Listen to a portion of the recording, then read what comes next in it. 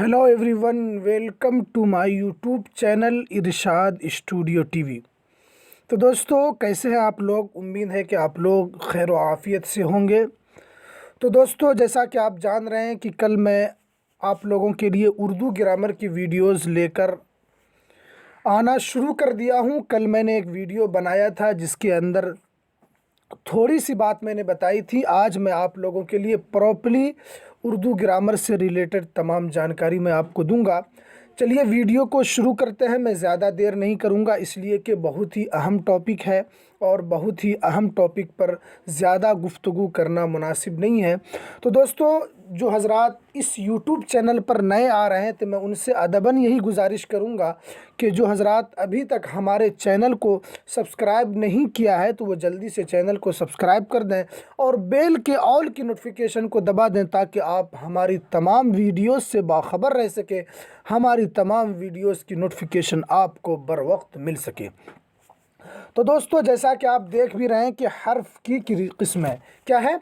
हुरूफ। हर्फ की जो जमा है वो हुरूफ आती है। हरफ सिर्फ बा है, उसको हर्फ कहा जाएगा। और अगर आप हुरूफ कह देंगे तो वहाँ पर कई सारे हर्फ जमा होकर वो हुरूफ बन जाते हैं। और यहाँ पर हुरूफ की किस्में से मैं आपको आज शुरू कर रहा हूँ। सबसे पहले आप देखिए, इससे पहले मैंने आपको इल्म सर्फ़, इल्म नहव, इल्म हिज्जा, इमला वगैरह मैंने बताया था। और उसके अंदर मैंने आपको दो चीज़ें बताई थी। उसके अंदर पहली बात तो ये थी कि उसके अंदर मैंने बताया था हुरूफ़ मनक़ूता के बारे में, कि हुरूफ़ मनक़ूता और गैर मनक़ूता। अगर आपने उस वीडियो को नहीं देखा है तो आप इसका लिंक मैं डिस्क्रिप्शन में डाल दूंगा, आप वहां से जाकर उन वीडियोस को देख लें। सबसे पहले आप देखिए यहाँ पर अलिफ की किस्में, हुरूफ की किस्में हो गई। यहाँ पर अब अलिफ की किस्में होगी। हुरूफ ही में से एक हर्फ अलिफ भी है। अब यहाँ पर वो अलिफ से लेकर या तक की किस्में करेंगे, जहाँ पर जिसकी किस्में जितनी होगी वो तमाम किस्में आपको यहाँ पर बताया जाएगा। सबसे पहले इन्होंने कहा है कि अलिफ की किस्में। तो देखिए, अलिफ की किस्में दो है। सबसे पहले इन्होंने कहा है कि अलिफ की दो किस्में हैं। एक होता है अलिफ ममदूदा और दूसरा होता है अलिफ मकसूरा। अलिफ ममदूदा क्या होता है और अलिफ मकसूरा क्या होता है, अब उसकी तारीफ आप इस वीडियो के अंदर देखिए। सबसे पहले इन्होंने अलिफ ममदूदा की तारीफ़ की है। सबसे पहले इन्होंने अलिफ ममदूदा की तारीफ़ की है। अलिफ ममदूदा वो अलिफ है जो अलिफ दूसरे अलिफ के साथ मिलकर पढ़ा जाए। अलिफ ममदूदा वो अलिफ है जो अलिफ दूसरे अलिफ के साथ मिलकर पढ़ा जाए, उसे अलिफ ममदूदा कहते हैं। क्या कहते हैं? उसे अलिफ ममदूदा कहते हैं। और अलिफ ममदूदा जो है उसके ऊपर मद का निशान लगाया जाता है। मिसाल के तौर पर आप देखिए, जैसे है आराम, ठीक है, आराम है, इसके ऊपर अलिफ ममदूदा कौन सा अलिफ है? पहला वाला अलिफ ममदूदा है या दूसरा वाला अलिफ है? तो यहाँ पर आप कहेंगे कि पहला वाला जो अलिफ है जिसके ऊपर इस तरह मद का निशान दिया गया है वो अलिफ ममदूदा है। उसके अलावा वो दूसरा जो अलिफ है वो अलिफ ममदूदा नहीं है, बल्कि ये अलिफ दूसरे अलिफ के साथ मिलकर पढ़ा जा रहा है। और जिस अलिफ के ऊपर इस तरह का निशान होता है उसको मद कहा जाता है। क्या कहा जाता है? उसको मद कहा जाता है। इन्होंने इस तरह कहा भी है कि अलिफ ममदूदा जो अलिफ दूसरे अलिफ के साथ मिलकर पढ़ा जाए उसे अलिफ ममदूदा कहते हैं, जैसा कि आप आराम वाली मिसाल में देख रहे हैं। और जिस हर्फ के ऊपर मद होता है उसे क्या कहते हैं? मद ही कहा जाता है। जिस हर्फ के ऊपर इस तरह का निशान लगा होता है उसे मद कहते हैं, ठीक है। आप देखिए, उसके बाद देखिए दूसरी किस्म जो है अलिफ मकसूरा। दूसरी किस्म क्या है? अलिफ मकसूरा है। अलिफ मकसूरा को आप देख लीजिए। अलिफ मकसूरा किसे कहते हैं? आपने अलिफ ममदूदा की तारीफ़ की कि जो अलिफ दूसरे अलिफ के साथ मिलकर पढ़ा जाए उसे अलिफ ममदूदा कहते हैं। और जो अलिफ ममदूदा होगा उसके ऊपर मद का निशान होगा, वही अलिफ ममदूदा होगा। उसके बाद देखिए अलिफ मकसूरा। अलिफ मकसूरा किसे कहते हैं? कि अलिफ मकसूरा वो अलिफ है, अलिफ मकसूरा वो अलिफ है जो अलिफ दूसरे अलिफ के साथ न मिले, उसको अलिफ मकसूरा कहते हैं। क्या बोलते हैं? जो अलिफ दूसरे अलिफ के साथ ना मिले उसे अलिफ मकसूरा कहते हैं, जैसा कि आप मिसाल में भी देख रहे हैं। मिसाल के तौर पर जैसे आप देख रहे हैं जाहिल, ٹھیک ہے، جیسا کہ آپ دیکھ رہے ہیں جاہل، یہاں پر جو ایک الف ہے یہ یہاں پر کسی کے ساتھ مل کر پڑھا نہیں جا رہا ہے، بلکہ یہ تنے تنہا اکیلا مل کر پڑھا جا رہا ہے، جس کی وجہ سے یہ الف مقصورہ ہوگا، یہ الف ممدودہ نہیں کہلائے گا۔ تو آپ نے دیکھ لیا کہ الف کی دو قسمیں، ایک الف مقصورہ ہے اور ایک الف ممدودہ ہے۔ الف مقصورہ کی آپ تعریف یاد کر لیں کہ الف مقصورہ وہ الف ہے کہ جو الف دوسرے الف کے ساتھ مل کر پڑھا جائے، اور الف ممدودہ، الف مقصورہ نہیں بلکہ الف ممدودہ۔ ممدودہ کیا ہے کہ جو الف دوسرے الف کے ساتھ مل کر پڑھا جائے وہ الف ممدودہ ہوتا ہے، اور جو الف دوسرے الف کے ساتھ نہ ملے اسے الف مقصورہ کہا جاتا ہے۔ یہ دو چیزیں انہوں نے اس تعریف کے اندر بتائی ہے۔ اس کے بعد دیکھیے نون کی قسمیں انہوں نے بتا رہے، اب نون کی قسمیں انہوں نے لایا یہاں پر کہ نون کی دو قسمیں ہیں، ٹھیک ہے، نون کی دو قسمیں، ایک نون ظاہر، پہلا انہوں نے ہیڈ لائن کیا ہے، ایک نون ظاہر اور دوسرا ہے نون غنہ۔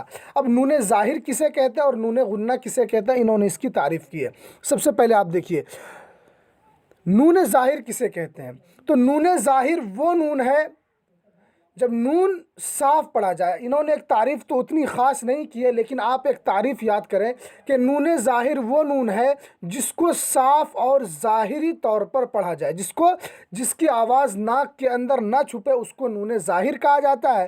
اور نون غنہ آپ اس کو تعریف اپنے سے کر سکتے ہیں کہ نون غنہ وہ نون ہے جس کی آواز ناک میں تھوڑی دیر پہنچے اور تھوڑی دیر ناک کے اندر آواز کو چھپائے، اسے نون غنہ کہا جاتا ہے۔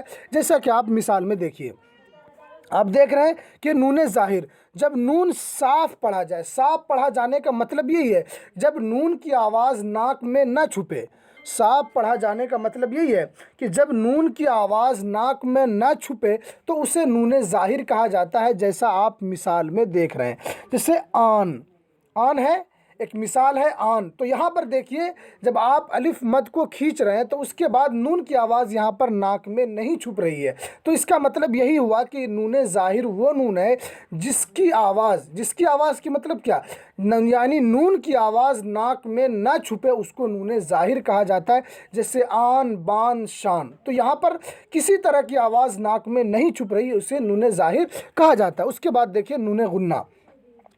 نون غنہ کی تعریف میں نے کی کہ نون غنہ وہ نون ہے جس کی آواز ناک کے اندر، یعنی نون کی آواز ناک کے اندر تھوڑی دیر چھپا کر رکھا جائے، اسے نون غنہ کہا جاتا ہے، ٹھیک ہے، نون غنہ۔ اور انہوں نے ایک بات کہی ہے کہ عام طور پر نون غنہ میں نقطہ نہیں دیا جاتا ہے، نون غنہ میں نقطہ نہیں دیا جاتا ہے۔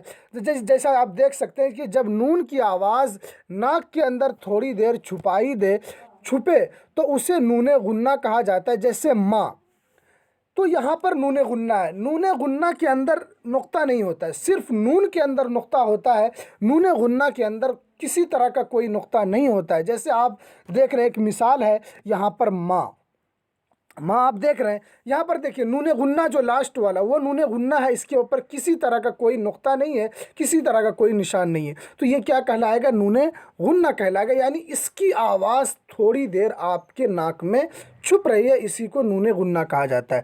نون ظاہر آپ نے سنا کہ نون ظاہر جب نون کی آواز ناک میں نہ چھپے اور صاف ظاہری طور پر پڑھا جائے اسے نون ظاہر کہا جاتا ہے، اور نون غنہ یعنی جب نون کی آواز تھوڑی دیر ناک میں چھپے اسے نون غنہ کہا جاتا ہے، اور نون غنہ کے اندر کسی بھی نقطے کا نشان نہیں ہوتا ہے۔ جیسا کہ آپ ماں، جاں، کہاں، گونج، اونچ، جہاں پر نون غنہ ہوتا ہے وہاں پر کسی طرح کا کوئی نشان نہیں ہوتا۔ اب اس کے بعد دیکھیے واو کی انہوں نے اب قسمیں کی ہے کہ واو، یہ سب سے امپورٹنٹ ہے کہ واو کتنی طرح کے ہوتے ہیں، واو کتنے طرح کے ہوتے ہیں۔ انہوں نے واو کی 3 قسمیں کی ہے کہ واو جو ہوا کرتا ہے وہ 3 طرح کا ہوا کرتا ہے۔ پہلی بات دیکھیے واو کی 3 قسمیں، ایک ہے واو معروف، دوسرا ہے واو مجہول، اور تیسرا ہے واو معدولہ۔ اب تینوں کا الگ الگ کام ہے، واو معروف کیوں آتا ہے، واو مجہول کیوں آتا ہے، اور واو معدولہ کیوں آتا ہے، تینوں کی الگ الگ تعریف ہے اور تینوں کا الگ الگ کام ہے۔ سب سے پہلے دیکھیے واو معروف کو آپ دیکھ لیجئے۔ نمبر 1 واو معروف، واو معروف وہ واو ہے جو کھینچ کر پڑھا جائے۔ کھینچ کر پڑھا جانے کا مطلب یہی ہے کہ جس کو معروف پڑھا جائے، ٹھیک ہے۔ جیسے خوب ہے، یہاں پر آپ دیکھیے خا کے ساتھ جو واو ملا ہوا ہے اس کو آپ تھوڑا کھینچ کر پڑھ رہے ہیں، اسی کو واو معروف کہا جاتا ہے۔ یعنی واو معروف کی تعریف آپ یہی کریں گے کہ واو معروف وہ واو ہے جو تھوڑا کھینچ کر پڑھا جائے، جو صرف کھینچ کر نہیں بولیں گے، جو تھوڑا کھینچ کر پڑھا جائے۔ اس لیے جب آپ تھوڑا کہیں گے تو اس کے اندر تھوڑا ہی آئے گا، زیادہ نہیں آئے گا۔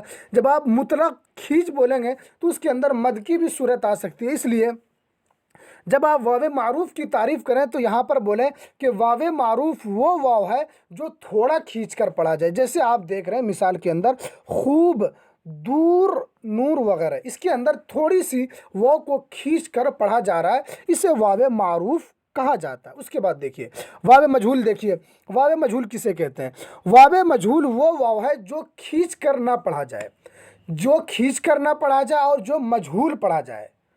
میں نے آپ کو کہا کہ واو معروف جو ہے وہ تھوڑا کھینچ کر پڑھا جاتا ہے اور وہ معروف پڑھا جاتا ہے، اور واو مجہول جو ہوا کرتا ہے یہ کھینچ کر تو نہیں پڑھا جاتا ہے اور یہ تھوڑا مجہول پڑھا جاتا ہے، ٹھیک ہے؟ تو دیکھیے واو مجہول وہ واو ہے جو کھینچ کر نہ پڑھا جائے، جیسے شور، شور جو ہے یہاں پر کھینچا نہیں جا رہا ہے بلکہ یہ مجہول پڑھا جا رہا ہے، ٹھیک ہے؟ تو واو مجہول آپ سمجھ گئے کہ واو مجہول وہ واو ہے جو کھینچ کر نہ پڑھا جائے، جیسے شور، مور۔ اگر آپ شور بولیں گے تب یہ واو معروف ہوگا، شور ہوگا، شور بولیں گے تب یہ واو معروف ہوگا۔ شور جو ہے یہ واو مجہول ہے اور یہ تھوڑا مجہول پڑھا جا رہا ہے، اسی لیے واو مجہول جو ہوتا ہے وہ کھینچ کر نہیں پڑھا جاتا۔ اس کے بعد دیکھیے واو معدولہ، واو معدولہ سب سے پہلے جانیے کہ واو معدولہ کیا ہوتا ہے۔ تو واو معدولہ جو ہوتا ہے یہ ماقبل واو سے پہلے جو حرف ہوتا ہے اور واو کے بعد جو حرف ہوتا ہے، بیچ میں جو واو ہوتا ہے یہ ماقبل اور مابعد دونوں سے ملا کر دونوں کی بات کو وہ جوڑتا ہے۔ واو معدولہ کا یہی کام ہوتا ہے اس جملے کے اندر، ماقبل کے اندر جو حرف ہے اور مابعد میں جو حرف ہے ان دونوں کو ملا کر ایک کر کے بتایا جاتا ہے کہ ان دونوں کا مقصد ایک ہی ہے، اسی وجہ سے یہاں پر واو کو لایا گیا ہے۔ تو یہاں پر انہوں نے تعریف کی ہے کہ واو معدولہ وہ واو ہے جو لکھا جائے مگر پڑھا نہ جائے، ٹھیک ہے؟ لکھا تو جاتا ہے وہ واو، آپ جملے کے اندر دیکھیں گے لکھا تو جاتا ہے لیکن پڑھا نہیں جاتا، لیکن جو لکھا جاتا ہے اس کا کام کیا ہے؟ اس کا کام یہی ہے کہ جو ماقبل میں جو بات ہوتی ہے اس کو مابعد سے ملایا جاتا ہے، اسی کو واو معدولہ کہا۔ جیسے خواب، خواہش، لکھا تو گیا لیکن پڑھا نہیں جا رہا ہے، ٹھیک ہے؟ لکھا گیا لیکن پڑھا نہیں جا رہا۔ آپ لیکن خواب کے اندر کیا پڑھتے ہیں؟ خواب میں آپ کو لگ رہا واو تو نہیں پڑھا جا رہا ہے، لیکن اسی طرح یہ لکھا جاتا ہے، واو معدولہ کا یہی کام ہوتا ہے جو لکھا جائے مگر پڑھا نہ جائے۔ اس کے بعد دیکھیے ہاں، اب یہاں پر انہوں نے ہاں کی تعریف کی کہ ہاں کتنے طرح کے ہوتے ہیں۔ تو سب سے پہلے دیکھیے کہ ہاں دو طرح کا ہوا کرتا ہے۔ سب سے پہلے ایک ہائے ملفوظہ اور ایک ہائے مختفی، ٹھیک ہے؟ ہائے ملفوظہ کا مطلب یہی ہوتا ہے کہ ہائے ملفوظہ وہ ہاں ہے جو صاف اور واضح طور پر پڑھا جائے۔ ہائے ملفوظہ کا مطلب یہی ہے جو صاف اور واضح طور پر پڑھا جائے، یعنی اس ہاں کی آواز آپ کی زبان سے سنائی دے، یعنی اس ہاں کو پڑھا جائے، اس ہاں کی آواز آپ کو سنائی دے، اسی کو کہا جاتا ہے ہائے ملفوظہ۔ صاف اور واضح طور کا مطلب یہی ہے کہ جس ہاں کی آواز آپ کو سنائی دے اسے ہائے ملفوظہ کہتے ہیں۔ اور ہائے مختفی جو ہے وہ صرف حرکت کو ظاہر کے لیے آتا ہے، جس کا تلفظ ادا نہیں کیا جاتا ہے، ٹھیک ہے؟ وہ صرف حرکت، یعنی اگر ہاں کے اوپر کوئی حرکت ہو اس کو ظاہر کرنے کے لیے آتا ہے لیکن اس کا تلفظ نہیں کیا جاتا ہے۔ جیسے ہائے ملفوظہ، اس کے برعکس ہائے ملفوظہ کے اندر آپ دیکھیے یہاں پر اس ہاں کا تلفظ بھی کیا جاتا ہے، جیسے چاہ۔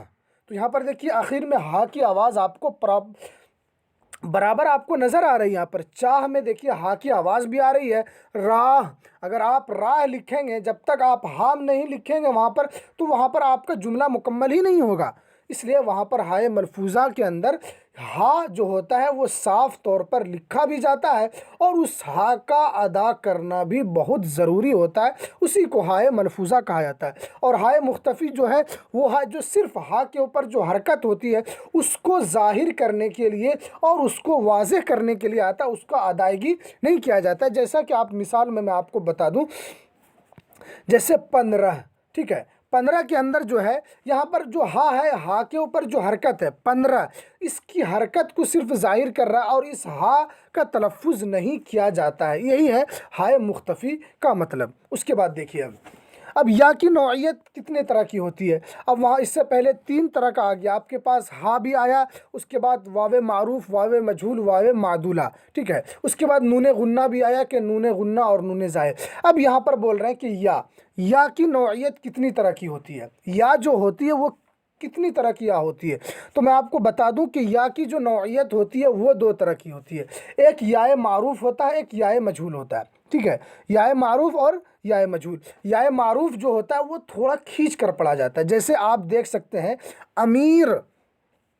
امیر کے اندر دیکھیے، امیر میں جو یا ہے اس کو تھوڑا کھینچ کر پڑھا جا رہا ہے، تو یا معروف کا مطلب یہی کہ یا معروف وہ یا ہے جو کھینچ کر پڑھا جائے، جیسے امیر میں دیکھ رہے ہیں یہاں پر جو یا ہے، یہاں پر یا تھوڑا کھینچ کر پڑھا جا رہا ہے، اور غریب جیسا دیکھ رہے ہیں یہاں پر بھی یا تھوڑا کھینچ کر پڑھا، جیسے امیر، غریب، دلیل وغیرہ۔ اور یا مجہول جو ہوتا ہے وہ یا جو کھینچ کر نہ پڑھی جائے وہ یا مجہول ہوتا ہے، جیسے شعر، یہاں پر یا کو نہ کھینچنے کی ضرورت ہے، صرف یا تو لکھا جائے گا لیکن وہ یا کو کھینچ کر پڑھا نہیں جائے گا، جیسے شعر، قید، بیر وغیرہ میں بھی اگر آپ کو یا پڑھنا ہے یہاں پر تو بولنا چاہیے آپ کو وغیرہ، کیا بولنا چاہیے؟